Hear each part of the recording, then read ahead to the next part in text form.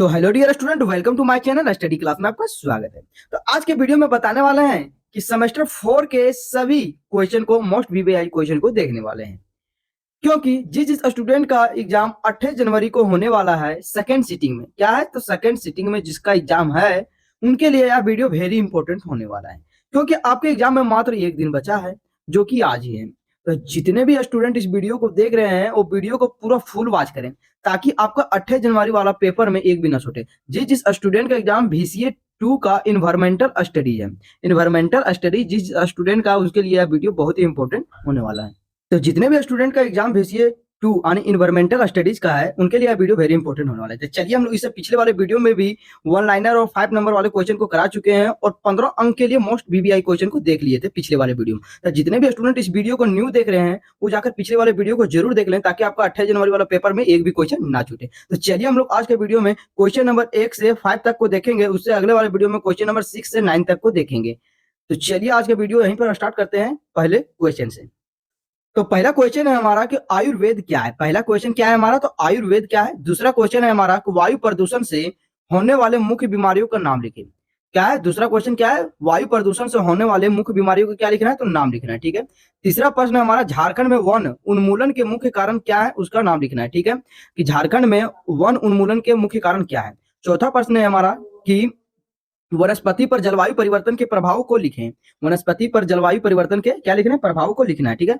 पांचवा और अंतिम क्वेश्चन हमारा यार रहा कि गंगा एक्शन प्लान क्या है। तो आज के वीडियो का यही 5 तक क्वेश्चन को देखेंगे जो कि हमारा 1 नंबर में भी पूछा जाएगा और 5 नंबर में भी पूछा जाएगा। तो चलिए हम लोग क्वेश्चन देख लें, अब हम लोग एक एक करके आंसर को भी देखते हैं।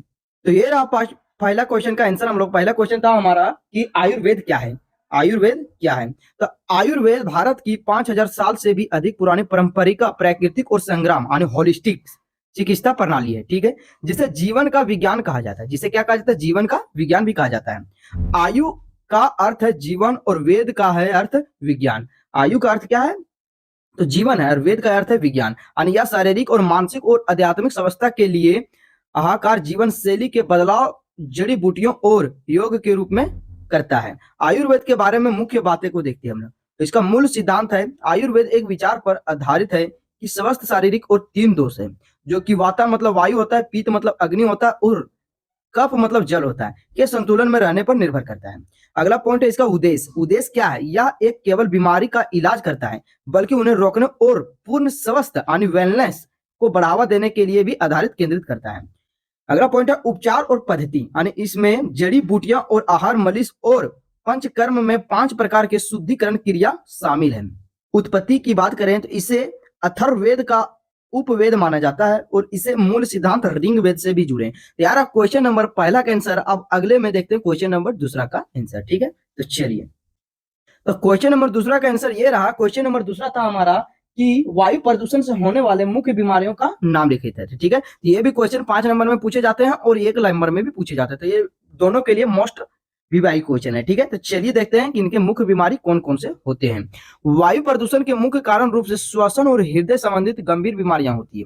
वायु प्रदूषण के कारण मुख्य रूप से श्वसन यानी सांस लेने में और हृदय से गंभीर बीमारियां होती है, जिसे अस्थमा यानी दमा कहते हैं। और फेफड़ों का कैंसर हो जाता है, क्रोनिक ऑब्स्ट्रक्टिव और पल्मोनरी डिजीज जो कि निमोनिया, ब्रोंकोकाइटिस, स्ट्रोक, हृदय रोग और टाइप 2 मधुमेह, आंखों से जलन और त्वचा संबंधित बीमारियां शामिल है। तो देख लीजिए कि वायु प्रदूषण से होने वाले प्रमुख बीमारियां कौन कौन है। पहले में आ जाता है श्वसन से संबंधित विकार यानी अस्थमा यानी दमा को फूलना यानी सांस लेने में दिक्कत होना। कॉर्निया ऑब्स्ट्रक्टिव पल्मोनरी डिजीज यानी COPD, ब्रोंकोकाइटिस, निमोनिया और सांस लेने में काफी ठीक है तकलीफ होती है। अगला हमारा फेफड़ों और कैंसर, जो कि प्रदूषित हवा के लंबे समय तक संपर्क में रहने से फेफड़ों का कैंसर हो सकता है। ठीक है। अगला है हमारा हृदय रोग और स्ट्रोक्स यानी हृदय रोग और कोरोनरी धमनी रोग यानी धमनी मतलब होता है सिरा और धमनी रोग, स्ट्रोक्स यानी मस्तिष्क आघात यानी मस्तिष्क से यानी दिमाग से रिलेटेड बीमारी को खतरा बढ़ा सकता है। ठीक है। आगे हमारा अन्य बीमारी यानी टाइप 2 मधुमेह और आंखों में जलन और त्वचा में एलर्जी और किडनी की समस्या और लीवर की बीमारी और मोतियाबिंद जैसे बीमारी को आप लोग वायु प्रदूषण से झेल सकते हैं। यह रहा क्वेश्चन नंबर दूसरा कैंसर। अब हम लोग क्वेश्चन नंबर तीसरे की ओर देखते हैं। तो ये रहा क्वेश्चन नंबर तीसरा का आंसर। अब क्वेश्चन नंबर तीसरा क्या था, क्वेश्चन नंबर तीसरा को एक बार और देख लेते हैं। क्वेश्चन नंबर तीसरा था हमारा, झारखंड के वन उन्मूलन के मुख्य कारण क्या है। ठीक है, तो चलिए देखते हैं कि झारखंड के वन मूलन का मुख्य कारण क्या है।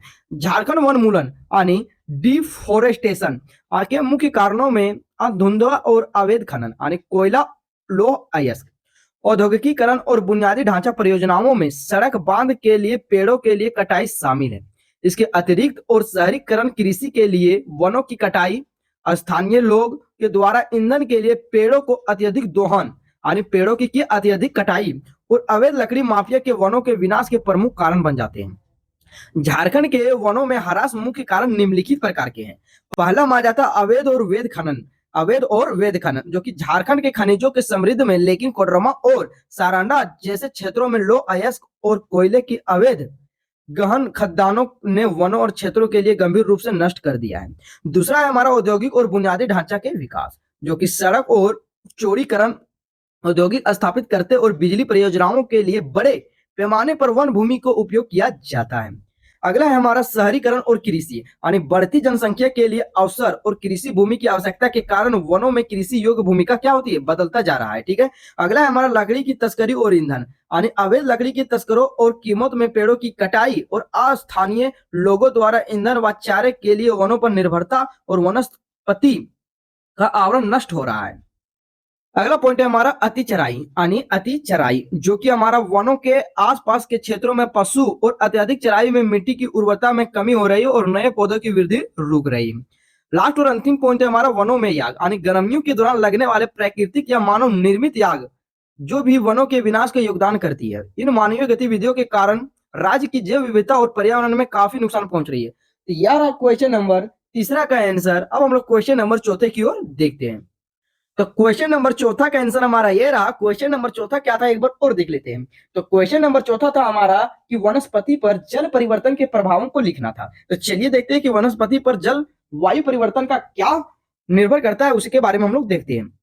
जलवायु परिवर्तन यानी वनस्पति, पेड़ पौधे पर गहरा नकारात्मक और प्रभाव पड़ रहा है, जिसमें बढ़ते तापमान और कारण में प्रजातियों का विलुप्त होना और सूखे जंगलों का सूखना। ठीक है, आगे देखते हैं हम लोग कि आग यानी दबाव की घटनाओं जैसे वृद्धि शामिल है।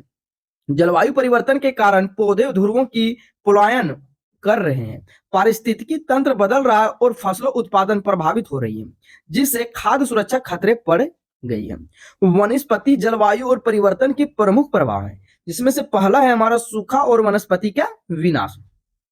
अत्यधिक गर्मी और वनों की कमी के कारण मिट्टी में नमी हो रही है, जिससे पौधे सूख रहे हैं और मरुस्थलीय बढ़ रहा है। दूसरा पॉइंट है हमारा जंगल की आग, जो कि दवानाल में वृद्धि हो रही है यानी गर्म और शुष्क परिस्थितियों के कारण जंगलों में आग लगने की घटनाएं जैसे कैलिफोर्निया जैसे 500% की वृद्धि से अधिक हो रही है, जो कि बड़े पैमाने पर वनस्पतियां क्या हो रही है, नष्ट हो रही है।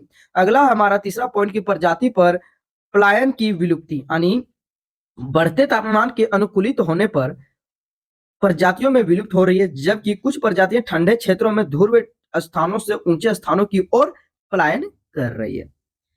अगला और चौथा पॉइंट है हमारा कि कीटों और रोग का प्रकोप यानी सूखे और कमजोर पेड़ों पर कीटों और रोग जनकों का हमला बढ़ता जा रहा है, जिससे लाखों एकड़ जंगल नष्ट हो रहे हैं।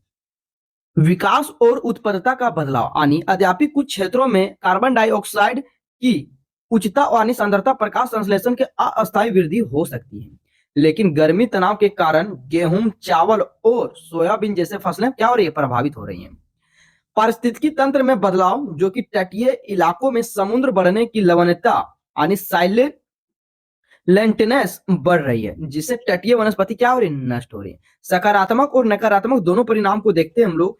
तो हालांकि कुछ अध्ययनों के अनुसार बढ़े हुए कार्बन डाइऑक्साइड के स्तर के कारण पौधे में अधिक कुशलता में कार्बन को अवशोषित कर सकते हैं और सूखे स्थिति में कम पानी छोड़ते हैं, लेकिन रूप में नकारात्मक प्रभाव और सूखा याग सकारात्मक प्रभाव यानी तेज विकास से कहीं अधिक गंभीर है, जैसे वैश्विक और जैविक विविधता पर खतरा बना रहा है। ये रहा क्वेश्चन नंबर चौथा का आंसर। अब हम लोग क्वेश्चन नंबर 5 की ओर देखते हैं।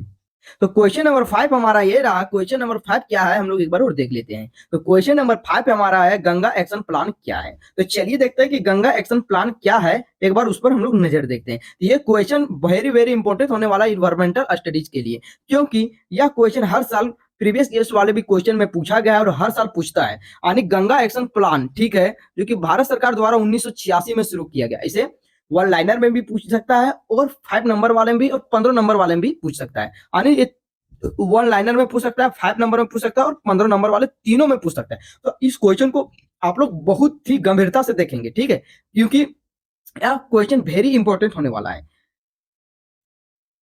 जो कि कब शुरू किया गया, तो 1986 में शुरू की गई थी। ये प्रमुख पहल जिसका उद्देश्य था कि प्रदूषित गंगा, यानी जो गंगा नदी में प्रदूषण था, वो पानी की गुणवत्ता को सुधार और जैविक विविधता में संरक्षण को औद्योगिक घरेलू खर्चे को कम करना, यानी या 100% की प्रयोजित योजना थी, जो कि मुख्य रूप से सीवेज उपचार संयंत्रों के लिए निर्माण पर केंद्रित होता है। हालांकि इसके अपेक्षित सफलता नहीं मिली। गंगा एक्शन प्लान के मुख्य बिंदु को देखते हैं।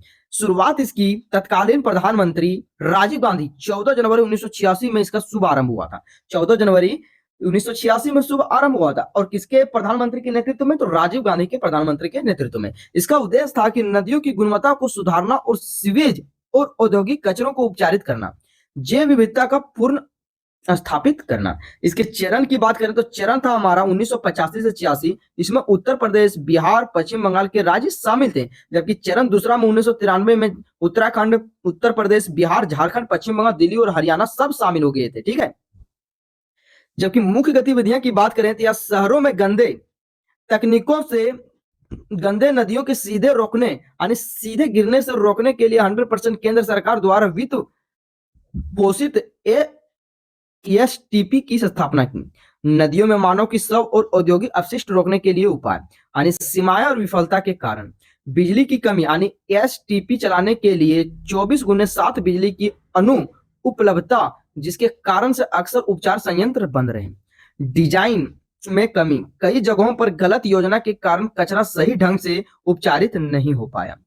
अपूर्ण सफलता, जो कि 20 वर्षों में लगभग 1200 करोड़ रुपए खर्चा होने के बाद भी गंगा प्रदूषण पूरी तरह से खत्म हुआ। नोट करते हैं इसका, तो वर्तमान में पुराने प्लान की विफलताओं के बाद ही सरकार द्वारा 2014 से अधिक व्यापक में नमामि गंगे कार्यक्रम शुरू किया है। तो यह रहा क्वेश्चन नंबर 5 का आंसर, जो कि हम लोग